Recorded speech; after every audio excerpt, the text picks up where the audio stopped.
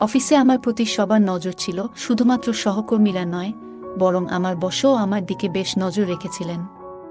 একদিন বস আমাকে তার কেবিনে ডেকে আমার সাথে জোর করে খারাপ কিছু করার চেষ্টা করেন। আমি সাহস করে বসকে দূরে ঠেলে দিয়ে কেবিন থেকে বের হয়ে আসি। বের হয়ে লিফটে উঠতেই বসও আমার পিছু নেন। হঠাৎ লিফটটি বন্ধ হয়ে যায়। আমাকে একা দেখে বস লিফটের মধ্যেই আমাকে। একদিন অবশেষে কুনাল বসের কাছে গিয়ে কিছু কথা বলার সাহস পেলাম। সেদিন রাতে নিজের মতো করে সাজগোজ করে তার ঘরের দিকে রওনা হলাম। ঘরে ঢুকে দেখি সে জানালার পাশে দাঁড়িয়ে বাইরে তাকিয়ে আছে। ধীরে ধীরে তার দিকে এগিয়ে গিয়ে পেছন থেকে হালকা করে স্পর্শ করি। কিছুক্ষণ এমনই দাঁড়িয়ে থাকলাম, আর সে আমার থেকে দূরে সরে গেল না।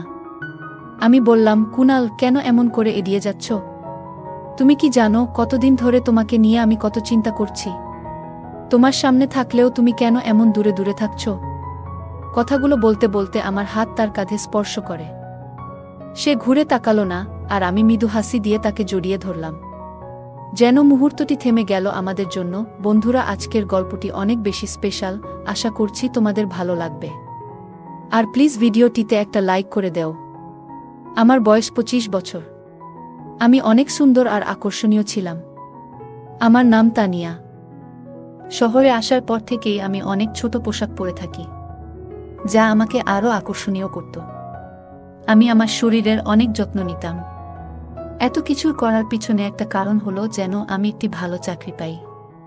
এই চাকরি পাওয়ার জন্য আমি ইচ্ছা করেই বসের গাড়ির সামনে যেতে চেয়েছিলাম, কারণ এতে আমার চাকরি পাওয়ার সম্ভাবনা ছিল। কিন্তু আমি জানতাম না যে এই চাকরির মূল্য আমাকে আমার সম্মান দিয়ে দিতে হবে। হালকা আঘাতের কারণে আমার হাঁটুতে সামান্য ব্যথা হয়েছিল, তবে সৌভাগ্যক্রমে বড় কোনো আঘাত পাইনি। বস আমাকে সাহায্য করে হাসপাতালে নিয়ে যান এবং প্রাথমিক চিকিৎসার ব্যবস্থা করেন। তিনি তখনও জানতেন না যে আমি তার কোম্পানিতে ইন্টারভিউ দিতে এসেছিলাম। এই আইডিয়াটা আমার এক বন্ধুর কাছ থেকে পেয়েছিলাম। সে আমার এই বসের কোম্পানিতে কাজ করে। বস আমার ঠিকানা জানতে চেয়েছিলেন এবং ক্ষতিপূরণের জন্য আমাকে কিছু আর্থিক সাহায্য করেছিলেন। শহরে আমার কোনো আত্মীয় ছিল না, এবং আমি চিরতরে আমার মামার বাড়ি ছেড়ে চলে এসেছিলাম, কারণ আমার মামি আমাকে অনেক কষ্ট দিয়েছিলেন। আমার এই পরিস্থিতির কথা বসকে জানাই এবং বলি যে এই শহরে আমার কেউ নেই, আমি এখানে চাকরির খোঁজে এসেছি। তখন বস বললেন, ঠিক আছে, আমি আমার বাড়িতে তোমার জন্য একটি রুমের ব্যবস্থা করতে পারি, এবং সুস্থ হয়ে উঠলে তোমাকে চাকরির একটা ব্যবস্থা করে দিব। বসের এই সহায়তার মাধ্যমে তিনি একজন ভালো মানুষ বলে মনে হচ্ছিলেন, এবং আমারও থাকার কোনো নির্দিষ্ট জায়গা ছিল না, তাই আমি তার প্রস্তাবটি মেনে নিলাম। তার নাম ছিল কুনাল। তার বাড়ি বড় হলেও তিনি একাই থাকতেন এবং বাড়িতে কয়েকজন কর্মচারী ছিল। বাড়িতে আসার পর খুব বেশি সময় হয়নি, তাই আমি শান্তভাবে তার দেওয়া ঘরটিতে চলে গেলাম। আচমকা ঘটে যাওয়া এই দুর্ঘটনাটি আমার জীবনে অদ্ভুত কিছু ঘটনা নিয়ে আসবে তা একদমই বুঝতে পারিনি। তবে এটুকু জানতাম যে এমন হঠাৎ করে কারো সাথে সাক্ষাৎ হওয়ার পেছনে কোনো না কোনো কারণ থাকে। যখন পর্যন্ত আমার পা পুরোপুরি সুস্থ হচ্ছিল না, কুনাল আমার প্রতি অনেক যত্ন নিয়েছিলেন। এই সময়ে জানতে পারলাম তিনি একজন সফল ব্যবসায়ী। কিছুদিনের মধ্যেই আমি পুরোপুরি সুস্থ হয়ে উঠলাম। সুস্থ হওয়ার পর ভাবলাম যে এবার আমাকে সেই বাড়ি ছেড়ে যেতে হবে। সেদিন কুনাল নিজেই আমাকে জিজ্ঞাসা করলেন যে আমি কবে চলে যাব। তখন আমি তার সামনে আবেগে ভেঙে পড়লাম। বললাম, আমার এখানে থাকার মতো কোনো জায়গা নেই এবং এখনো পর্যন্ত কোনো চাকরিও পাইনি। যেদিন আপনার গাড়ির সাথে আমার দুর্ঘটনা হয়েছিল সেদিন আমার একটি ইন্টারভিউ ছিল, যা এখন আমার হাতছাড়া হয়ে গেছে। আমার কান্না দেখে কুনাল আমাকে তার কোম্পানিতে একটি চাকরি দিলেন এবং তার বাংলোতে থাকার জন্য একটি রুমের ব্যবস্থা করলেন। তিনি বললেন, যতদিন না অন্য কোথাও থাকার ব্যবস্থা করছি ততদিন আমি এখানে থাকতে পারি। এত ভালো সুবিধা পাওয়ায় আমি সেই বাড়ি ছাড়তে চাইনি, কিন্তু কুনাল আমাকে অন্য কোথাও থাকার জন্য 1 মাস সময় দিয়েছিলেন। এবার থেকে আমার নতুন চাকরি শুরু হলো। অফিসে গিয়ে জানতে পারলাম যে কুনাল এর বাবা এখানকার বড় বস।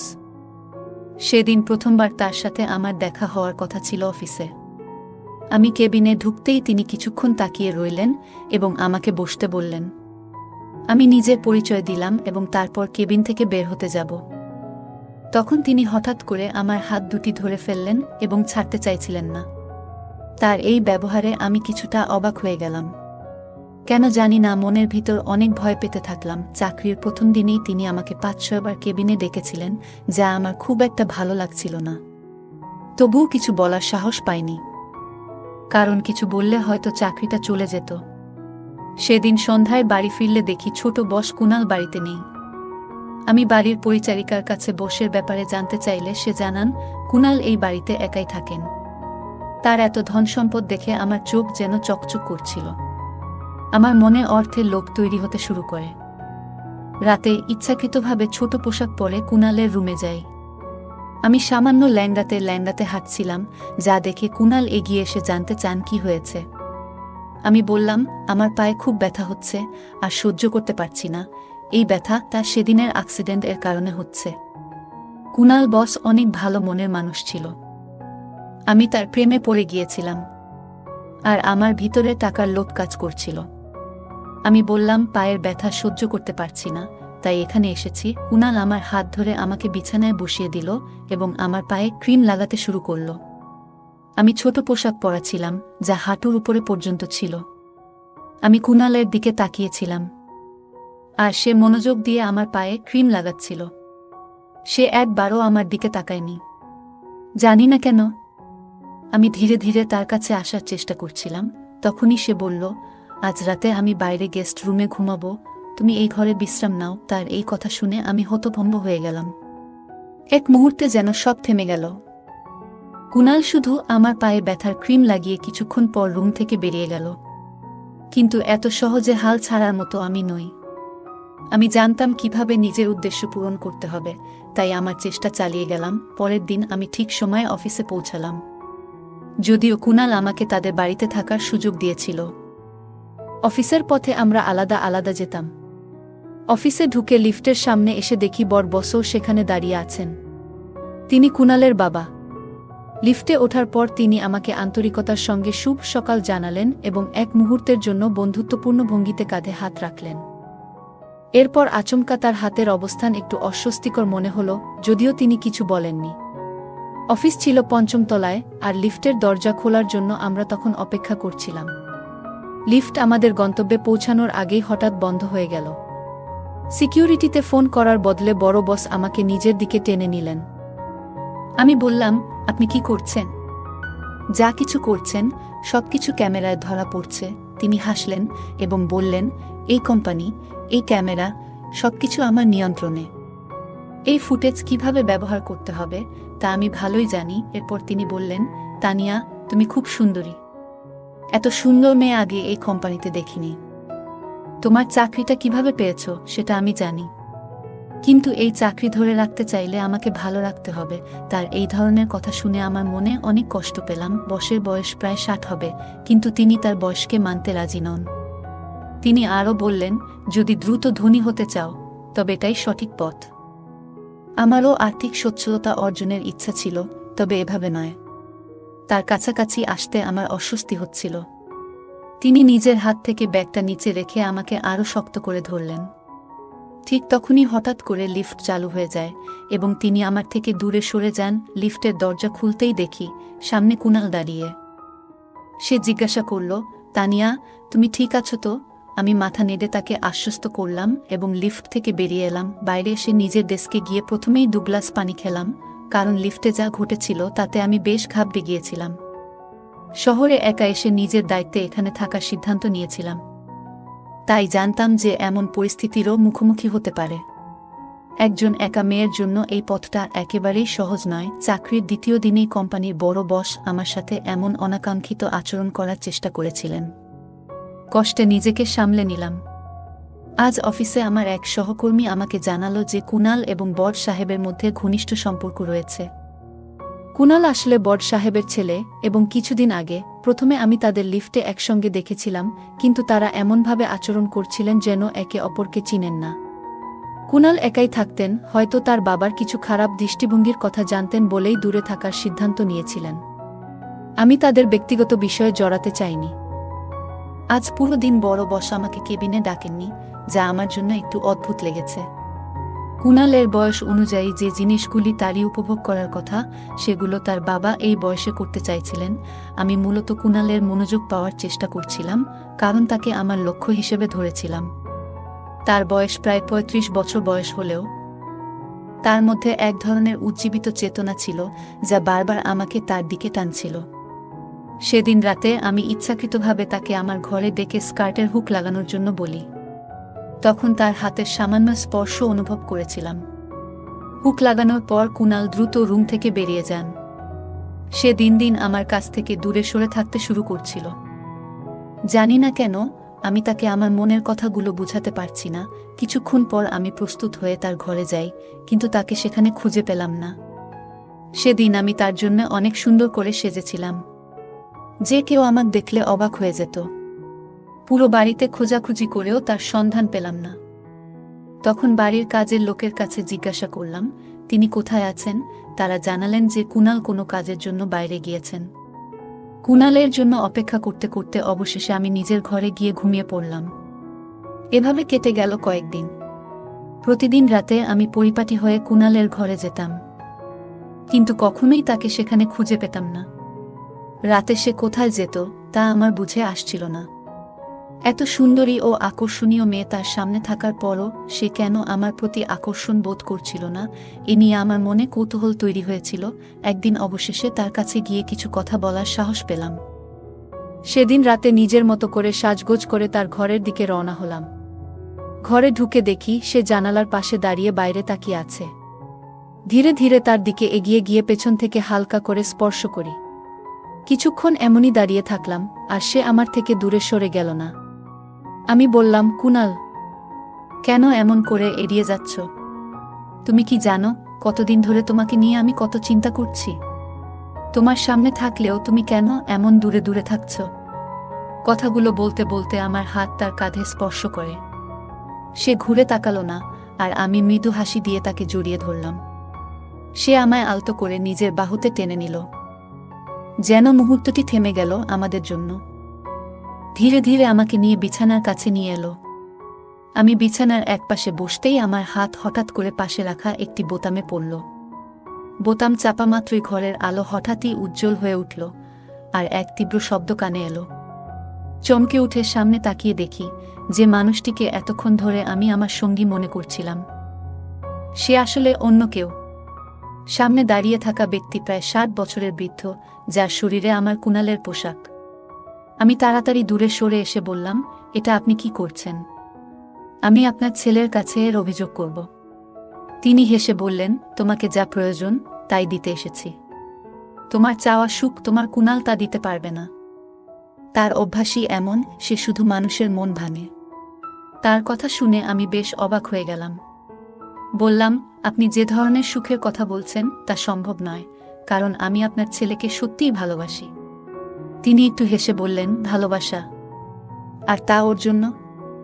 ও তোমার অনুভূতির মূল্য কোনোদিনও দেবে না। আমি দেখছি গত কয়েকদিন ধরে তুমি তার কাছে যাওয়ার চেষ্টা করছো, কিন্তু তুমি কি জানো সে প্রতিদিন রাতে কোথায় যায়? এটা জানলে তোমার এই ভালোবাসার অনুভূতি হয়তো বদলে যাবে। আমি তার কথা শুনে অবাক হয়ে গেলাম। তোমাকে আমার কাছেই আসতে হবে, তবে চিন্তা করো না, তিনি বললেন, আমি তোমাকে গ্রহণ করব ততক্ষণে, যতক্ষণ তুমি নিজে থেকে আসতে চাও। এরপর তিনি আমার কাছে এসে আমার হাত ধরলেন। আমি নিজেকে সরিয়ে নিতে চেষ্টা করলাম। তখন তিনি বললেন, ভয় পেজো না, আমি তোমার উপর কোনো জোর খাটাবো না। যেমনভাবে এসেছো ঠিক তেমনই এখান থেকে চলে যেতে পারবে। তবে আমি নিশ্চিত 1 ঘন্টা পর তুমি নিজেই আমার কাছে ফিরে আসবে, কারণ যেটা তুমি খুঁজছো সেই স্বাচ্ছন্দ্য আমার কাছেই আছে। হ্যাঁ, আমার বয়স বেশি, যা কিছু তুমি চাও সবকিছু তোমার চোখের সামনেই আছে। এ কথা বলে তিনি আমার হাত ধরে আমাকে ঘরের বাইরে নিয়ে গেলেন। তারপর আমাকে তার গাড়িতে বসালেন এবং নিয়ে চললেন এক হাসপাতালে। কেন সেখানে যাচ্ছি সেটা আমি বুঝতে পারলাম না। হাসপাতালের দরজায় পৌঁছাতেই আমরা লিফটের দিকে এগোলাম। লিফট খুলতেই দেখি সামনে দাঁড়িয়ে আছে কুনাল। সে তখন নিরাপত্তার পোশাক পরে রাতের শিফটে হাসপাতালের নিরাপত্তা রক্ষীর কাজ করছে। তাকে এই অবস্থায় দেখে আমি একেবারে হতভম্ব হয়ে গেলাম।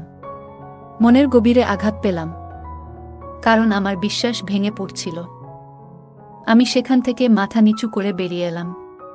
তখন বড় সাহেব হেসে বললেন, এই তো তোমার সেই অর্থশালী কুনাল, যে রাতের বেলায় নিরাপত্তার দায়িত্ব পালন করে।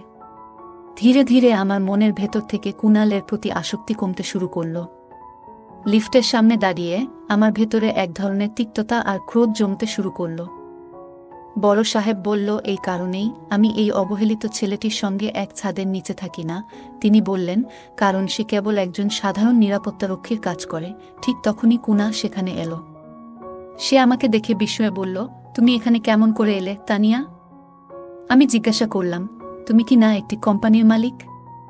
তবুও তুমি কেন এমন কাজ করছো? কুনাল শান্ত গলায় বলল, তোমাকে ব্যাখ্যা দেওয়ার প্রয়োজন নেই।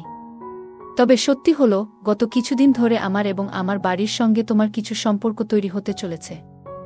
হ্যাঁ, আমি একটি কোম্পানির মালিক, কিন্তু তোমার মনে হয়তো প্রশ্ন উঠছে কেন আমি রাতের বেলায় নিরাপত্তার কাজ করি এবং আমার বাবা আর আমি কেন পরস্পরের সঙ্গে কথা বলি না। তার আসল কারণ হলো, একটি বছর আগে আমি এই হাসপাতালের লিফটে আমার স্ত্রী ও শিশুকে হারিয়েছিলাম। সে নীরবে একটু থামল, তারপর বলল, আমার স্ত্রী তখন গর্ভাবস্থার 9ম মাসে ছিল। তাকে ডেলিভারির জন্য এই হাসপাতালেই এনেছিলাম। প্রসব ওয়ার্ড ছিল 4র্থ তলায়, কিন্তু লিফট হঠাৎ করে 2য় তলায় আটকে যায়। সেই সময় লিফটে শুধু আমরা দুজনই ছিলাম। আমার স্ত্রী তীব্র ব্যথায় কাতরাচ্ছিল। আমি বারবার নিরাপত্তার জন্য সাহায্য চেয়েছিলাম, কিন্তু কিছুই কাজ করছিল না। পুরো 2 ঘন্টা পর লিফট মেরামত করা হয়েছিল, কিন্তু ততক্ষণে সেদিন আমার চোখের সামনে আমার স্ত্রী এবং আমাদের অনাগত সন্তান প্রাণ হারায়। সেই মর্মান্তিক ঘটনার পর থেকে আমি শপথ নিয়েছি, আর কোনো নারী যেন এমন পরিস্থিতির শিকার না হন। তাই প্রতিদিন রাতে আমি এখানে লিফট গার্ড হিসেবে কাজ করি এবং সারা রাত লিফটে পাহারায় থাকি। সেদিন কিছু মুহূর্তের দেরিতে সাহায্য না পাওয়ার কারণে আমি আমার জীবনের 2টি মূল্যবান মানুষকে হারিয়েছি। কুনাল শান্ত স্বরে বলল, আমার বাবা আমার এই কাজ একেবারেই পছন্দ করেন না, এজন্যই আমাদের মধ্যে দূরত্ব সৃষ্টি হয়েছে। বাবা চান আমি এসব ভুলে যাই, কিন্তু এমন কিছু ভুলে যাওয়া এতটা সহজ নয়, কারণ এর সঙ্গে আমার গভীর আবেগ জড়িয়ে আছে। কুনাল এর এই কথা শুনে আমার চোখে অশ্রু চলে এলো। তার অনুভূতিগুলো এতটাই আন্তরিক ছিল যে শুনে তার বাবারও চোখ ভিজে উঠল। তিনি ছেলেকে জড়িয়ে ধরে মাফ চাইলেন। এদিকে বড় সাহেব আমার দিকে ফিরে বললেন, আমাকে ক্ষমা করো, আমি তোমার পরীক্ষা নিচ্ছিলাম। তুমি কিন্তু কুনালের প্রতি শুধু তার অর্থের জন্য আকৃষ্ট হয়েছিলে। তুমি ইচ্ছাকৃতভাবে তার গাড়ির সামনে এসে তাকে বাধ্য করেছিলে তোমার সাহায্য করতে। কিন্তু একটা বছর আগে কুনালের জীবনে যা ঘটেছে, তারপর থেকে সে খুবই সংবেদনশীল হয়ে উঠেছে। সে সবসময় যে কোনো নারীর সাহায্যে প্রস্তুত থাকে। তুমি যে কাজটা করছিলে সেটা ভুল ছিল, তাই তোমার প্রতি কিছুটা কঠোর হতে বাধ্য হয়েছিলাম, বড় সাহেব বললেন। তার এই কথাগুলো শুনে আমার ভুলটা স্পষ্ট হয়ে গেল। আমি কুনাল এবং তার বাবার কাছে ক্ষমা চাইলাম। সত্যি বলতে, আমি ভাবছিলাম কুনালের সাথে বিয়ে করে তার সম্পত্তি নিয়ে আরামে জীবন কাটাবো। তবে কুনাল সম্পূর্ণ ভিন্ন ধরনের একজন মানুষ, একজন সংবেদনশীল মানুষ, যিনি বড় একটি কোম্পানির মালিক হয়েও নিরাপত্তা রক্ষার কাজ করছেন, কারণ এই কাজের সঙ্গে তার আবেগ জড়িয়ে আছে। সেদিন আমার উপলব্ধি হলো, টাকার থেকেও বেশি গুরুত্বপূর্ণ হলো মানুষের প্রতি মানুষের অনুভূতি। টাকা তো উপার্জন করা যায়, কিন্তু একবার প্রিয়জনকে হারালে তাদের আর ফিরে পাওয়া যায় না। তাই টাকার চাইতে আমাদের কাছের মানুষদের মূল্য দেয়া প্রয়োজন। অর্থ থাকলেই যে জীবনে সুখ থাকবে এমনটা নয়। সবার জীবনেই কিছু না কিছু অভাব থাকে, আর তাই আমাদের উচিত যা আছে তা নিয়ে সন্তুষ্ট থাকা এবং সেই জীবনকে আনন্দময় করে তোলা। এই গল্প আমাদের মূল্যবান শিক্ষা দেয় যে প্রকৃত ভালোবাসা ও সম্পর্ক গড়ে তুলতে গেলে আত্মস্বার্থ বাদ দিয়ে আন্তরিকতা ও সততার প্রয়োজন। গল্পের মূল চরিত্রটি প্রথমে কুনালের প্রতি আকৃষ্ট হয়েছিল তার অর্থ ও আরামের জীবনের জন্য, কিন্তু আস্তে আস্তে তার ভুল উপলব্ধি করে। সে বুঝতে পারে কুনাল শুধুমাত্র একজন ধনী ব্যক্তি নয়, বরং একজন সংবেদনশীল মানুষ, যার জীবনে গভীর মানসিক আঘাত রয়েছে এবং যিনি নিজের জীবনকেও মানবিক সেবার জন্য উৎসর্গ করতে ইচ্ছুক। বড় সাহেবের কথায় বোঝা যায় তিনি মূল চরিত্রের উদ্দেশ্য যাচাই করতে চেয়েছিলেন। এমন আচরণের মাধ্যমে তিনি তাকে বুঝিয়ে দেন যে কাউকে স্বার্থের জন্য ব্যবহার করা ঠিক নয়। একজন মানুষের প্রকৃত মূল্য তার সম্পত্তি বা সামাজিক অবস্থান দিয়ে বিচার করা উচিত নয়, বরং তাকে বিচার করা উচিত তার মানবিক গুণাবলী ও অনুভূতির গভীরতা দিয়ে। গল্পটি আমাদের আরও শিক্ষা দেয় যে সঠিক উদ্দেশ্য নিয়ে মানুষের সঙ্গে সম্পর্ক তৈরি করা উচিত, যাতে সম্পর্কটি দীর্ঘস্থায়ী এবং মূল্যবান হয়। শুধু সুবিধা পাওয়ার জন্য সম্পর্ক গড়ে তোলা শেষমেশ নিজের ক্ষতি ডেকে আনতে পারে। মূল চরিত্রটি যখন নিজের ভুল বুঝতে পারে এবং কুনাল ও তার বাবার কাছে ক্ষমা প্রার্থনা করে, তখন সে তার নিজের আত্মপর্যালোচনা করে, যা ব্যক্তিত্বের উন্নতির জন্য অত্যন্ত প্রয়োজনীয়। বন্ধুরা, যদি এই গল্পটি ভালো লেগে থাকে তাহলে দয়া করে ভিডিওটি লাইক করুন এবং আমাদের চ্যানেলটি সাবস্ক্রাইব করুন। পাশে থাকা বেল আইকনটি প্রেস করুন, যাতে করে আমরা যখনই নতুন ভিডিও আপলোড করি তার নোটিফিকেশন সবার আগে আপনার কাছে পৌঁছে যায়। ধন্যবাদ, দেখা হবে আমাদের পরবর্তী ভিডিওতে।